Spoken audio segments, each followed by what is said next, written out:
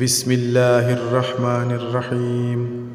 حضرت امام شافعی رحمۃ اللہ علیہ کے متعلق ایک دو قصے زیادہ سعید سے بھی گزر چکے ہیں۔ حضرت موصوف رحمۃ اللہ علیہ کے متعلق اس نوع کے کئی خواب منقول ہیں۔ علامہ سخاوی رحمۃ اللہ علیہ قول بدیع میں ابن عبد الحکم سے نقل کرتے ہیں کہ میں نے حضرت امام شافعی رحمۃ اللہ علیہ کو خواب میں دیکھا۔ میں نے ان سے پوچھا کہ رب تعالیٰ نے آپ کے ساتھ کیا معاملہ کیا ہے؟ انہوں نے کہا کہ خدا نے مجھ پر رحم فرمایا، میری مغفرت فرما دی اور میرے لیے جنت ایسی مزین کی گئی جیسے کہ دلہن کو مزین کیا جاتا ہے، اور میرے اوپر ایسی بکھیر کی گئی جیسے دلہن پر بکھیر کی جاتی ہے۔ شادی میں دلہا اور دلہنوں پر روپیہ پیسہ وغیرہ نچھاور کیے جاتے ہیں۔ میں نے پوچھا کہ یہ مرتبہ کیسے پہنچا؟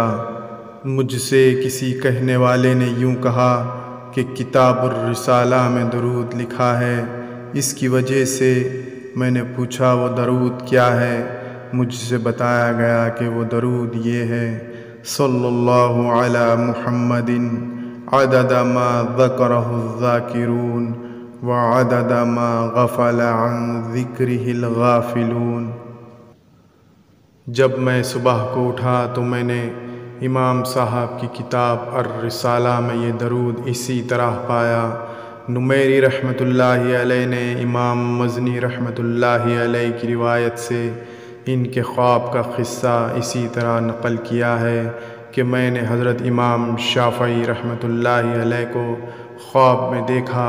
میں نے پوچھا کہ آپ کے ساتھ خدا نے کیا معاملہ کیا ہے؟ انہوں نے کہا کہ میری مغفرت فرما دی ایک درود کی وجہ سے جو میں نے اپنی کتاب الرسالہ میں لکھا تھا۔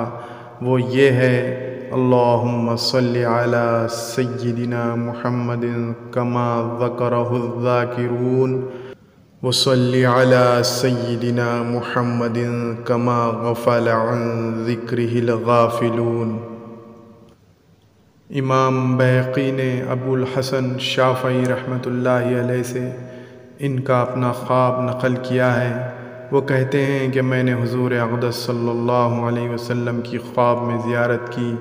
میں نے حضور صلی اللہ علیہ وسلم سے دریافت کیا کہ حضور، امام شافعی نے جو اپنے رسالے میں درود لکھا ہے، یعنی مذکورہ بالا درود شریف، آپ کی طرف سے ان کو اس کا کیا بدلہ دیا گیا؟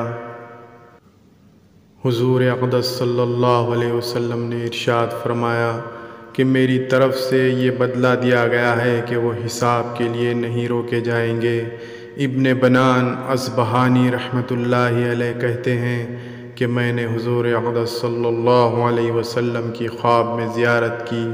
میں نے پوچھا حضور، محمد بن ادریس یعنی امام شافعی رحمۃ اللہ علیہ آپ کے چچا کی اولاد ہیں؟ چچا کی اولاد اس وجہ سے کہا کہ آپ کے دادے ہاشم پر جا کر ان کا نسب مل جاتا ہے، وہ عبد یزید بن ہاشم کی اولاد میں ہیں۔ آپ کی طرف سے کوئی خصوصی اکرام ان کے لیے فرمایا ہے؟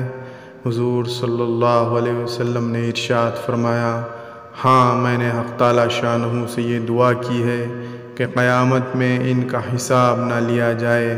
میں نے عرض کیا حضور، یہ اکرام ان پر کس عمل کی وجہ سے ہوا؟ حضور صلی اللہ علیہ وسلم نے ارشاد فرمایا: میرے اوپر درود ایسے الفاظ کے ساتھ پڑھتا تھا کہ جن الفاظ کے ساتھ کسی اور نے نہیں پڑھا۔ میں نے عرض کیا کہ حضور، وہ کیا درود ہے؟